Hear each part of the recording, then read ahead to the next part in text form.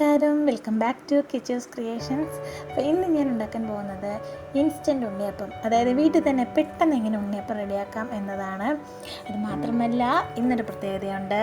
ഇതെൻ്റെ അനിയൻ്റെ ബർത്ത്ഡേ ആണ്, എൻ്റെ ബ്രദർ വിഷ്ണുവിൻ്റെ ബർത്ത്ഡേ ആണ്. അതുകൊണ്ട് എൻ്റെ വകയും എൻ്റെ ചാനലിലെ നമ്മുടെ യൂട്യൂബ് ഫ്രണ്ട്സ് എല്ലാവരുടെയും വകയും നിനക്ക് many more happy returns of the day. അപ്പം എൻജോയ് ചെയ്യുക, ഫ്രണ്ട്സായിട്ടൊക്കെ നടിച്ചു പൊളിക്കുക. ഞാൻ ഉള്ളപ്പോൾ അവൻ എന്തെങ്കിലുമൊക്കെ ചെറിയ രീതിയിലുള്ള സെലിബ്രേഷൻസൊക്കെ ചെയ്യാറുണ്ട്. കല്യാണം കഴിഞ്ഞ്, അതും പ്രത്യേകിച്ച് ഇപ്പോൾ ഞാൻ നാട്ടിലില്ല, മസ്കറ്റിലായതുകൊണ്ട് അവൻ്റെ ബർത്ത്ഡേ ഒന്നും അങ്ങനെ സെലിബ്രേറ്റ് ചെയ്യാൻ പറ്റുന്നില്ല. സാരമില്ല, നീ വലിയ കുട്ടിയായില്ലേ, നിൻ്റെ ഫ്രണ്ട്സായിട്ടൊക്കെ എൻജോയ് ചെയ്യുക. അപ്പോൾ നിനക്ക് വേണ്ടി ഞാനൊരു അടിപൊളി റെസിപ്പി ഇടുന്നുണ്ട്. നിനക്ക് ഇഷ്ടപ്പെട്ട ഉണ്ണിയപ്പം ഞാനിന്ന് ചെയ്ത് നിനക്ക് വേണ്ടി ഡെഡിക്കേറ്റ് ചെയ്യുക കേട്ടോ. അപ്പം അതിന് വേണ്ടിയിട്ട് ഞാൻ എടുത്തിരിക്കുന്നത് ഒരു കപ്പും ഒരു 2 ടേബിൾ സ്പൂണും കൂടെ അരിപ്പൊടിയാണ്. അപ്പം നമ്മുടെ സാധാരണ കൊഴുക്കട്ടയ്ക്കൊക്കെ നമ്മൾ കടയിൽ നിന്ന് വാങ്ങുന്ന നിറബറ, അതുപോലെ ഏത് ബ്രാൻഡ് വേണമെങ്കിലും നിങ്ങൾക്ക് എടുക്കാം. അങ്ങനത്തെ അരിപ്പൊടി വീട്ടിലുണ്ടെങ്കിൽ ഒരു കപ്പും 1.25 കപ്പും അതിൻ്റെ കൂടെ ഒരു 3/4 കപ്പ് ഗോതമ്പ് പൊടിയും എടുത്തിട്ടുണ്ട്. പിന്നെ ഒരു 250 ഗ്രാം ഉണ്ട ശർക്കര ഞാൻ ഉരുക്കി വെച്ചിരിക്കുകയാണ്. 250 to 300 ഗ്രാം മധുരത്തിനനുസരിച്ച്. പിന്നെ ഞാൻ റോബസ്റ്റ ഒരു മീഡിയം പഴം എടുത്തിട്ടുണ്ട്. നിങ്ങൾക്ക് ചെറുപഴം എടുക്കാം, 2 പാളയന്തോടൻ്റെ പഴം എടുക്കാം. പിന്നെ ഞാൻ 2 ടേബിൾ സ്പൂൺ നെയ്യ് എടുത്ത് വെച്ചിട്ടുണ്ട്. അതുപോലെ തന്നെ ഒരു 1.5 ടേബിൾ സ്പൂൺ എള്ള്, കറുത്ത എള്ള് നമ്മൾ എത്ര ചേർത്താലും അത്രയും ടേസ്റ്റാണ്. അതുപോലെ തേങ്ങാക്കൊത്തും എടുത്ത് വെച്ചിട്ടുണ്ട്. തേങ്ങാക്കൊത്ത് ഇടുമ്പോൾ നല്ല രുചിയാണ് കേട്ടോ. അപ്പം ഇതിന് വേണ്ടിയിട്ട് ഞാൻ എടുത്തിരിക്കുന്നത് വെളിച്ചെണ്ണയാണ്. വെളിച്ചെണ്ണയിൽ ഉണ്ടാക്കുമ്പോഴാണ് ഒരു നാടൻ ടേസ്റ്റ് വരിക. നിങ്ങൾക്ക് വേണമെങ്കിൽ വേറെ എന്തെങ്കിലും സൺഫ്ലവർ ഓയിൽ വേണമെങ്കിൽ ഉപയോഗിക്കാം. അപ്പോൾ ആദ്യമായിട്ട് നമുക്ക് എന്ത് ചെയ്യുന്നത് വെച്ചാൽ നമ്മുടെ ഈ തേങ്ങാക്കൊത്തൊക്കെ ഒന്ന് നമുക്കൊന്ന് എണ്ണ തേക്കാതെ ഫ്രൈ ചെയ്ത് മാറ്റാം.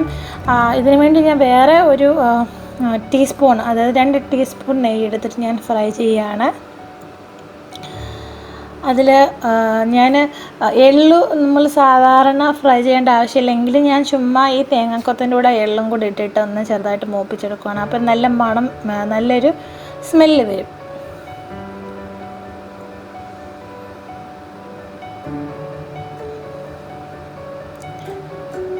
അപ്പോൾ തേങ്ങാക്കൊത്ത് ഫ്രൈ ആയപ്പോൾ ഞാൻ ചുമ്മാ എള്ളും കൂടി ഇട്ടിട്ട്, എള്ളും ഒരുപാടൊന്നും മൂപ്പിക്കുന്നില്ല, ജസ്റ്റ് ഒന്ന് ഫ്രൈ ആക്കും. കാരണം അത് എന്തായാലും ഉണ്ണിയപ്പം ഫ്രൈ ചെയ്യുമ്പോൾ അതിനകത്ത് കിടന്ന് ഫ്രൈ ആകും.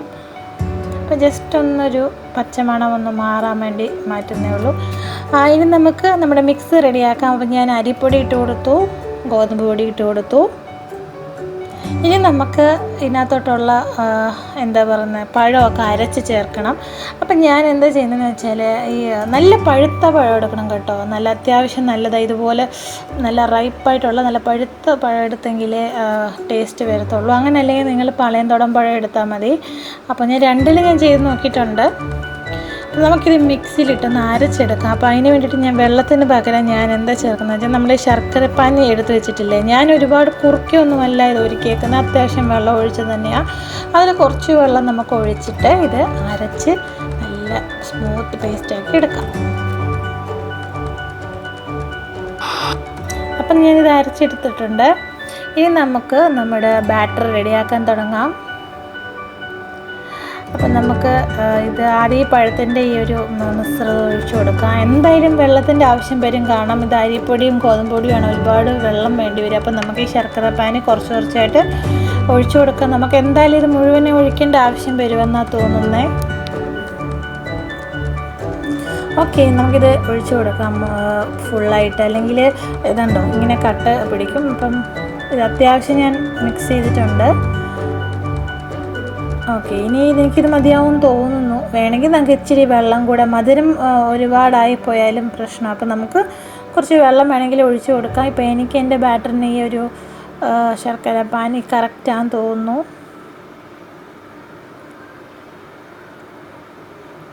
ഓക്കെ, ബാറ്റർ കറക്റ്റ് കൺസിസ്റ്റൻസിയിൽ എത്തിയിട്ടുണ്ട്. ഇനി നമുക്ക് ഇതിനകത്തോട്ട് ബാക്കിയുള്ള കാര്യങ്ങളൊക്കെ മെല്ലെ മെല്ലെ ചേർത്ത് കൊടുക്കാം. ഞാൻ എടുത്ത് വെച്ചിരിക്കുന്ന നെയ്യുടെ 2 ടേബിൾ സ്പൂൺ നെയ്യ് ഇതൂടെ ചേർക്കുമ്പോൾ ഇച്ചിരിയും കൂടി സോഫ്റ്റ് ആവും, ബാറ്റർ ഒന്നും കൂടി ഒന്ന് സ്മൂത്തായി കിട്ടും നമുക്ക്. ഇനി നമ്മൾ എടുത്ത് വെച്ചിരിക്കുന്ന തേങ്ങാക്കൊത്തും എള്ള് ഫ്രൈ ചെയ്ത് വെച്ചിരിക്കുന്നത് കൂടെ ചേർത്ത് കൊടുക്കാം. എള്ള് നിങ്ങളുടെ ഇഷ്ടത്തിനനുസരിച്ച് കുറച്ചും കൂട്ടിയിടാം. എനിക്ക് ഭയങ്കര ഇഷ്ടമാണ് എള്ള് ഇട്ട് കൊടുക്കുന്നത്. കാരണം അത് നമ്മൾ ഈ ഉണ്ണിയപ്പം കഴിക്കുമ്പോൾ എള്ള് ഇങ്ങനെ കടിക്കുമ്പോൾ നല്ലൊരു ഫ്ലേവർ കിട്ടും. നല്ല ടേസ്റ്റാണ് എള്ള് ചേർത്താൽ.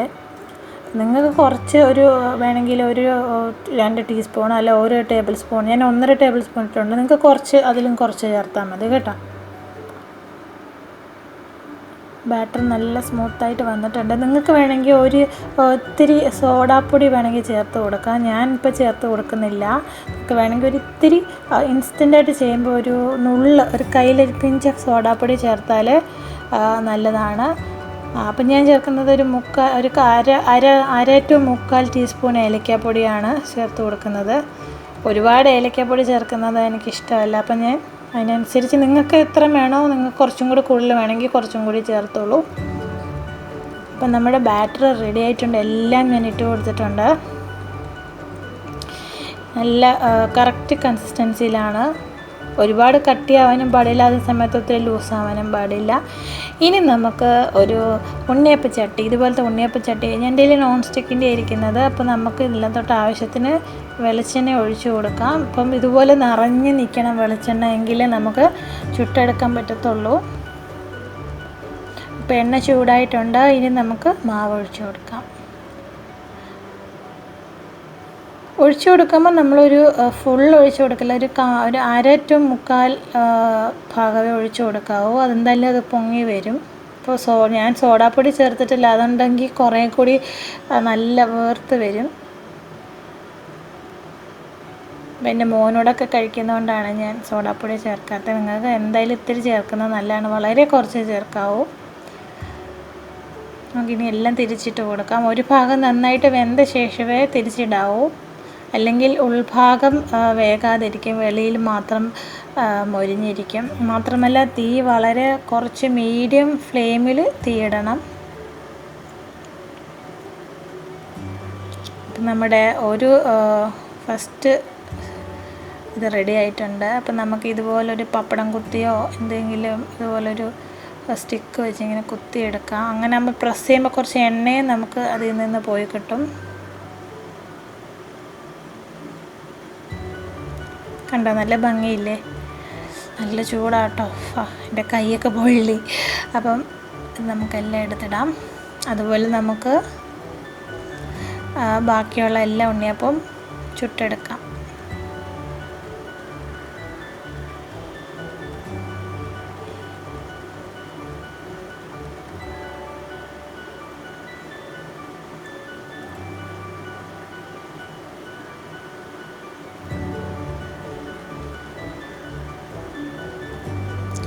അപ്പം ബാക്കിയുള്ള ഉണ്ണിയപ്പം എല്ലാം ഞാൻ ഇതുപോലെ ചുട്ടെടുത്തിട്ടുണ്ട്. അങ്ങനെ നമ്മുടെ ഉണ്ണിയപ്പം റെഡിയായി ഞാൻ ഒരു പ്ലേറ്റിലോട്ട് മാറ്റിയിട്ടുണ്ട്. നല്ല അടിപൊളിയായിട്ട് വന്നിട്ടുണ്ട്. ഞാൻ പ്രതീക്ഷിച്ചതിനെക്കാട്ടിലും നല്ല ടേസ്റ്റായിട്ട് വന്നിട്ടുണ്ട്. ഇവിടെ എനിക്ക് ശരിക്കും പറഞ്ഞാൽ കഴിക്കാൻ പോലും കിട്ടിയില്ല. ഫോട്ടോ എടുക്കാൻ നോക്കിയപ്പോൾ ഉണ്ണിയപ്പം പകുതി തീർന്നു പോയി. അപ്പം ഇതിൻ്റെ ഉൾഭാഗം എന്ന് പറഞ്ഞാൽ നല്ല സോഫ്റ്റുമാണ്, വെളിയിലാണെങ്കിൽ ഇച്ചിരി ഒന്ന് ക്രിസ്പിയുമാണ്. നമുക്ക് പ്രത്യേകിച്ചും ചായയുടെ കൂടെ കഴിക്കാൻ നല്ല ടേസ്റ്റാണ് കേട്ടോ. കരിമുരാന്ന് വെളിയിലും അകം നല്ല സോഫ്റ്റുമാണ്. അപ്പം നിങ്ങൾക്കിത് എന്തായാലും വീട്ടിൽ തന്നെ ചെയ്ത് നോക്കാവുന്നതാണ്. നിങ്ങൾക്ക് വേണമെങ്കിൽ ഇതെല്ലാം കൂടെ അരിപ്പൊടിയും ഗോതമ്പെല്ലാം കൂടെ മിക്സിയിലിട്ട് അരച്ച് വേണമെങ്കിലും എടുക്കാം. സോഡാപ്പൊടിയും ഇച്ചിരി ചേർക്കാം. അപ്പോൾ വളരെ എളുപ്പത്തിന് വീട്ടിലുണ്ടാക്കാൻ പറ്റിയൊരു റെസിപ്പിയാണ്. നിങ്ങളെല്ലാവരും ഇത് ട്രൈ ചെയ്ത് നോക്കണം. അപ്പം എൻ്റെ ഈ റെസിപ്പി നിങ്ങൾക്ക് എന്തായാലും ഇഷ്ടപ്പെട്ട് കാണുമെന്ന് ഞാൻ വിശ്വസിക്കുന്നു. അപ്പോൾ എല്ലാവരും ട്രൈ ചെയ്യുക, എനിക്ക് കമൻറ്റ് ചെയ്യുക. അപ്പോൾ ഇതുവരെ എൻ്റെ ചാനൽ കണ്ടിട്ട് സബ്സ്ക്രൈബ് ചെയ്യാത്തവരുണ്ടെങ്കിൽ അതും ചെയ്യുക. ഫ്രണ്ട്സിനൊക്കെ ഷെയർ ചെയ്ത് കൊടുക്കണം. അപ്പം thank you so much for watching. Take care. നമ്മൾ അടുത്തൊരു നല്ല വീഡിയോയുമായിട്ട് വീണ്ടും കാണാം. ബൈ.